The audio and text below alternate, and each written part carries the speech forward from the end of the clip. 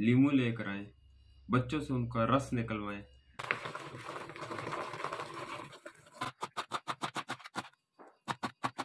बिस्मिल्लाहिर्रहमानिर्रहीम। अस्सलाम वालेकुम। कैसे हैं आप सब भाई? आप सब ठीक ठाक होंगे, मज़े में होंगे। अल्हम्दुलिल्लाह मैं भी बिल्कुल ठीक हूँ और एक बहुत ही इंफॉर्मेटिव व्लॉग में आपको वेलकम करती हूँ। तो जनाब यहाँ पे मैंने मंगा लिए हैं लेमन, जिनका रस निकालेंगे और इनको करेंगे फ्रीज़, क्योंकि रमज़ान आने वाले हैं तो मुझे तो अफ्तारी में लीमू की अशद ज़रूरत पड़ती है। तो उसके साथ ही यहाँ पे मैंने मंगा लिए प्याज यानी कि अनियंस, इनको भी सेव करने का आपको तरीका बताएंगे। फ्रीज़र में और फ्रिज में किस तरह सेव करेंगे वो इंशाल्लाह नेक्स्ट वीडियो में मैं आपके साथ शेयर करूंगी। लेकिन आज मैं आपको बताऊंगी कि अगर आपने ये ज़्यादा मिकदार में मंगा लिए हों तो आपने उसको किस तरीके से रखना है। एक तो सबसे पहले इसके ऊपर जो बहुत ही ज़्यादा एक्स्ट्रा इसके छिलके अलग हो रहे होते हैं, यानी कि कचरा बना होता है, आपने उसको सेपरेट कर लेना है, क्योंकि जितनी देर वो प्याजों में पड़ा रहे तो वो गलता रहता है प्याज। दूसरी बात यह कि आपने हमेशा इसको इस तरह की किसी खुली बास्केट में रखना है जो कि हवादार हो, जिसमें ऊपर नीचे चारों तरफ से हवा लगती हो। किसी भी किस्म की बास्केट हो जाए, आप उसमें डाल के किसी सायादार जगह पे रख दें तो बहुत टाइम तक आपके प्याज ख़राब नहीं होते और गलने सड़ने से भी महफूज रहते हैं। तो जनाब इसके बाद लेमन का आप निकालते हैं रस, उसको करते हैं फ्रीज़। रोज़ा खोलने के बाद क्या आपकी हवाएं छूटी हुई होती हैं? कमज़ोरी महसूस कर रही होती हैं? कुछ अच्छा नहीं लग रहा होता? तो बाज़ार जाएं, लीमू लेकर आएं, बच्चों से उनका रस निकलवाएं और ऐसा खालिस कच्ची गानी का लीमू का रस रोज़ों में इस्तेमाल करें। लीमू का रस चाहे आप खुद निकालें या चाइल्ड लेबर कराएं, लेकिन आजकल लेमन इतने ज़्यादा सस्ते आए हुए हैं, आप लेके इनको फ्रीज़ करें। और फ्रीज़ किस तरह करने हैं ये मैं अभी आपको बताती हूँ, क्योंकि पिछले साल मैंने लेमन का रस फ्रीज़ नहीं किया था। तो क्या हुआ मेरे साथ कि लेमन जो है ना वो 700 रुपये किलो मिले और वो भी इतने खुश्क के उनके अंदर रस था ही नहीं। तो इस दफ़ा तो मैंने कहा कि मैं लेमन जो है ना फ्रीज़ लाजमन करूँगी। तो ये रस आपको जैसे कि नज़र आ रहा है, इसमें से मैं बीज को मोटी छलनी में डाल के सेपरेट कर दूँगी और उनको आइस क्यूब में डाल के फ्रीज़ कर दूँगी। तो फ्रीज़ होने के बाद उनको मैं आपको दिखाती हूँ कि वो कैसे फ्रीज़ होने के बाद उनको सेव करना है। यहाँ पे मेरी छोटी औलाद जो है ना वो धनिया काट रही है और उसे सेव कर रही है। ये क्लिप बेसिकली उस दिन का है जिस दिन उसने बनाई थी चटनी। तो आप में से अगर किसी ने भी मेरी चटनी वाली रेसिपी नहीं देखी तो लिंक डिस्क्रिप्शन में है, आप ज़रूर जाके देखें। बहुत ही ज़बरदस्त चटनियों की रेसिपियाँ मैं शेयर कर चुकी हूँ रमज़ान के लिए। तो यहाँ पे धनिया उसने सेव कर दिया था, तो मैंने कहा आज चले मैं, क्योंकि धनिया को सेव करने का आपको तरीका बताऊंगी, तो मैंने ये क्लिप आज ऐड कर दिया। तो यहाँ पे मैंने ले लिया धनिया, जो कि काफ़ी बड़ा बड़ा माशाल्लाह बहुत ही बड़ा धनिया है। तो कोई बात नहीं, इसको अच्छी तरह साफ करेंगे। मैं यहाँ पे इसको डिवाइड कर रही हूँ छोटे छोटे पोर्शन में और मैं आपको आज 3 तरीके से धनिए को सेव करने का तरीका बताऊंगी। आपको जो अच्छा लगे आप उस पर अमल कर सकते हैं। वैसे अगर तीनों तरीके ही आप यूज़ कर लें तो बड़ा ही ज़बरदस्त रहता है, क्योंकि सबकी लाइफ जो है ना वो डिफरेंट होती है मीन्स के सेव करने की। तो सबसे पहले एक पंच लिया है, उसमें से मैं तमाम जो गले सड़े पत्ते हैं वो और जो जड़ी बूटियां हैं वो साफ कर दूंगी। इसमें हमने धनिया को वॉश नहीं करना, बस सिर्फ जो है ना इसको साफ करना है जड़ी बूटियों से और गले सड़े पत्तों से। बस साफ जब ये अच्छा सा हो जाए तो इसको बस आपने पकड़ना है और एक टिश्यू पेपर में या किचन टॉवल में आपने इसको अच्छे तरीके से रैप करना है और रख देना है इसको एयर टाइट बॉक्स में। बस ये तकरीबन 10 से 15 दिन ज़बरदस्त जो है ना हमारा धनिया फ्रेश रहता है। दूसरे बंच को मैं इसी तरह साफ कर लूँगी और इसको भी वॉश नहीं करेंगे, वॉश किए बगैर इसको करेंगे कट। जब ये कट कर देंगे इसको तो डाल देंगे इसको भी एयर टाइट बॉक्स में, इसी तरीके से जैसे कि आपको नज़र आ रहा है। तो यहाँ पे मैंने जो बहुत ज़्यादा लंबी डंडियाँ थी, मोटी डंडियाँ थी, वो मैंने कट कर दी हैं। लेकिन अगर आपके पास नॉर्मल साइज़ का धनिया हो तो आप डंडियों को बीच में ही रखिएगा, क्योंकि असल तो खुशबू धनिया की डंडियों में ही होती है। तो ये दूसरा मेथड भी जो है ना इस तरीके से भी धनिया 10 से 15 दिन तक बहुत ज़बरदस्त फ्रेश रहता है। इसको करते हैं साफ़ और वॉश करते हैं। यहाँ पे मैंने धनिया वॉश कर लिया है। इसकी भी बहुत ज़्यादा एक्स्ट्रा वाली मोटी डंडियाँ निकाल देंगे और जो छोटी डंडियाँ वो इसके साथ रहने देंगे। इसको हम कट कर लेंगे और इसको करेंगे हम ड्राई। यहाँ पे मैंने एक ले लिया है, क्या से कहते हैं, ट्रे। उसके ऊपर मैंने एक सूती कपड़ा बिछा दिया और सारा धनिया इसके ऊपर स्प्रेड कर दिया। अब इसको खुला खुला कर देंगे ताकि बहुत अच्छी तरीके से इसका मॉइस्चर जो है ना उड़ जाए, ये ड्राई हो जाए। इसको हम रखेंगे रूम में ही, यानी कि साए में रखेंगे और इसके ऊपर दे देंगे किचन टॉवल या पेपर या पतला सा कपड़ा भी दे सकते हैं, जिसकी वजह से क्या होगा, इसके ऊपर डस्ट भी नहीं पड़ेगी और ये 3 से 4 दिन में बहुत ज़बरदस्त सा जनाब हो जाएगा ड्राई। इसके बाद मैं आपको दिखाती हूँ ये धनिया जो कि मैंने इससे पहले ड्राई करके रखा हुआ है और कितना ज़बरदस्त फ्रेश है। और जब कभी धनिया मेरे पास फौरी तौर पे अवेलेबल नहीं होता तो मैं इसको करती हूँ यूज़। इसकी रेसिपी भी मैंने प्रॉपर तरीके से सेव करने की पहले भी शेयर की हुई है, तो उसका लिंक भी मैं डाल दूँगी, आप वो भी चेक कर सकते हैं। इसके बाद यहाँ पे हरी मिर्च ले ली हैं, उनको अच्छा सा धो लिया और उसके बाद कर लेंगे ड्राई। आप कपड़े से या टिश्यू पेपर से जिससे भी ड्राई करना चाहें, खूब अच्छा सा ड्राई करना है। बेसिकली हमें इसका मॉइस्चर जो है ना वो इसके अंदर नहीं रखना, क्योंकि जब भी आप गीली चीज़ रखते हैं तो वो जल्दी हो जाती है ख़राब। अच्छा, अब सबसे पहला तरीका ये है कि एक एयर टाइट बॉक्स लिया है, उसके अंदर एक टिश्यू पेपर रखा है या कोई भी पेपर आप रख के उसके अंदर जो हरी मिर्ची हैं उनकी इस तरह डंडियाँ उतार के रख देते हैं। अच्छा, डंडियाँ आपने क्या करनी है, जब भी उतारनी है ये ध्यान करना है कि जो हरी मिर्च है उसके अंदर होल नहीं होना चाहिए, तो वरना वो जल्दी ख़राब हो जाएगी। बस इस तरह जितनी आपने सेव करनी है उसको रख के कवर कर दें और ये भी तकरीबन 20-25 दिन से तो ज़्यादा चल ही जाती हैं। एक तरीका तो ये हो गया। दूसरा तरीका ये है कि बाकी जो मिर्चें थी उनकी मैंने डंडियाँ अलग कर ली थी और उनको 2 से 3 टुकड़ों में काट लिया था। तो उसके बाद मैंने ले लिया ये हैंड चॉपर और उसके अंदर कर लिया इनको चॉप। आप किसी भी तरीके से इनको चॉप कर लें, आप चाहें तो हाथ पे भी इनको चॉप करके रख लें।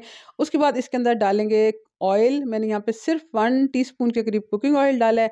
आप जितनी क्वांटिटी सेव करना चाहें उसके हिसाब से जो है ना ऑयल उसमें डाल सकते हैं। डाल के इसको अच्छा सा मिक्स करेंगे और कोई भी आपने यहाँ पे ले लेनी है कांच की या ग्लास की बॉटल, उसके अंदर इसको डाल देना है और रख देना है फ्रिज में।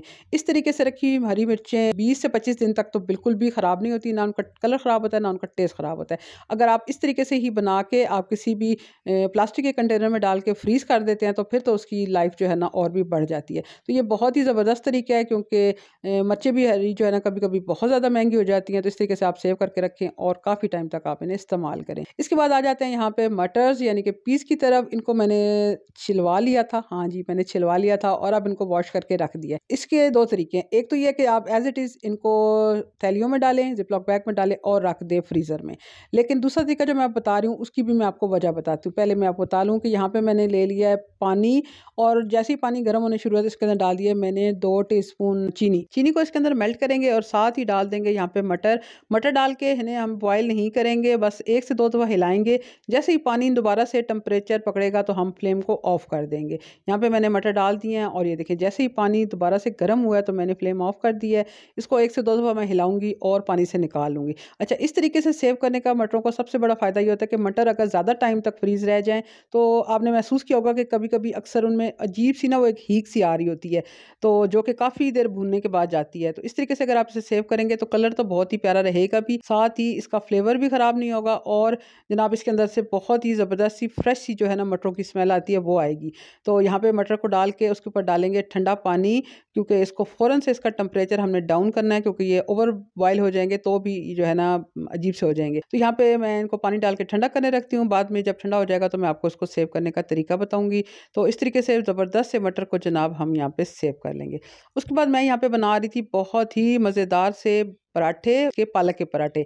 तो उसके लिए मैंने ले लिया थोड़ा-सा धनिया, थोड़ी-सी हरी मिर्चें, थोड़ा-सा पुदीना, ये तमाम चीज़ें आप अपनी पसंद के हिसाब से ले सकते हैं। थोड़ी-सी मैंने यहाँ पे पालक ली है जो कि बॉइल्ड नहीं है, सिर्फ़ कट करके मैंने फ्रीज़ की हुई थी। तकरीबन 2 से 3 टेबलस्पून है और ज़ीरा ले लिया मैंने वहाँ पे 1 टेबलस्पून, अजवाइन ले लिया हाफ़ टी स्पून, थोड़ी-सी ले लिया मैंने कलौंजी और 1 टीस्पून मैंने ले लिया इसके यहाँ पे लाल मिर्च और नमक आप अपने टेस्ट के हिसाब से ऐड करेंगे। मैंने अपने टेस्ट के हिसाब से इसके अंदर डाला है। बाद में मैं चेक कर लूँगी, अगर मुझे लगा तो मैं और डाल दूँगी। इनमें से तमाम इंग्रीडिएंट आप अपनी चॉइस के हिसाब से कम या ज़्यादा कर सकते हैं। अच्छा, अब इसके अंदर मैं डाल रही हूँ बॉइल्ड पालक जो कि मैंने एक दिन पकाई थी तो बाकी मैंने कर दी थी फ्रीज़। तो मैंने सोचा कि आज मैं इसके बनाऊँ ये मज़ेदार और हेल्दी पराठे। यहाँ पे मैंने 1 कप भर के ले लिया है चक्की के आटे का और 1 कप ले लिया मैंने मैदा। लेकिन आप अपनी चॉइस के हिसाब से आटा जौन-सा भी आपको पसंद है आप वो यूज़ कर सकते हैं। बस एक दफ़ा इन तमाम चीज़ों को अच्छा-सा मिक्स करेंगे और ये जो पालक है इसके साथ इसको गूँध लेंगे। यहाँ पे पालक में इतना मॉइस्चर है कि पानी की ज़रूरत नहीं पड़ेगी, लेकिन अगर आपको लगे कि पानी थोड़ा बहुत ऐड करना है तो बहुत ही थोड़ी मिकदार आपने पानी की ऐड करनी है।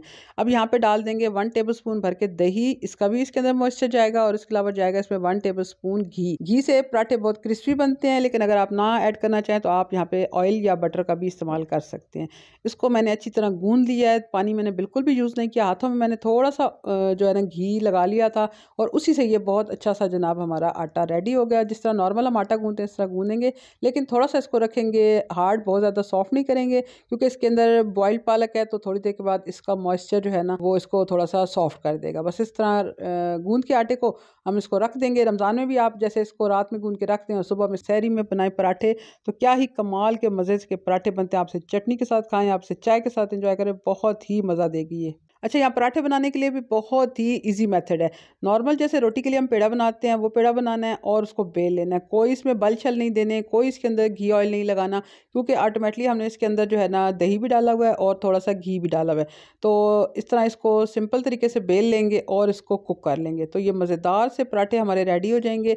ये बहुत ज़्यादा क्रिस्पी नहीं होंगे, लेकिन एक अलग ही इनका टेक्सचर होगा और न्यूट्रिशन वैल्यू तो आपको इसको देख के अंदाज़ा हो ही गया होगा। तो ये रेसिपी आप मस्ट ट्राई करें, ख़ास तौर पे रमज़ान में, सहरी में। बच्चों को जब रोज़ा होता है, बुज़ुर्गों को रोज़ा होता है, तो कोशिश करें कि अगर उनको ये पसंद आते हैं तो आप उनको बना के दें, खुद भी एंजॉय करें और जनाब मुझे अपना फीडबैक देना बिल्कुल भी मत भूलिएगा। तो मज़ेदार सी रमज़ान की और रेसिपीज़ इंशाल्लाह बहुत जल्द आपको देखने को मिलेंगी, तो जल्दी से चैनल को सब्सक्राइब कर दें इससे पहले कि देर हो जाए। आ जाते हैं दोबारा से अपनी वेजिटेबल्स की तरफ। यहाँ पे मैंने जो मटर ठंडे करने के लिए रखे थे वो ठंडे हो गए हैं। तो अब ये थैलियाँ जो कि मैंने आपको पिछले व्लॉग में बताई थी, क्योंकि मेरे पास ज़िप लॉक बैग नहीं है, तो मैंने इसके अंदर डाल दिया है। आपने क्वांटिटी इतनी रखनी है जितनी कि आपको एक टाइम एक रेसिपी के लिए जो है ना आप चाहिए होती है। तो इस तरह करके अपनी ज़रूरत के हिसाब से आप बना लें पैकेट्स और उसको जनाब कर दें फ्रीज़।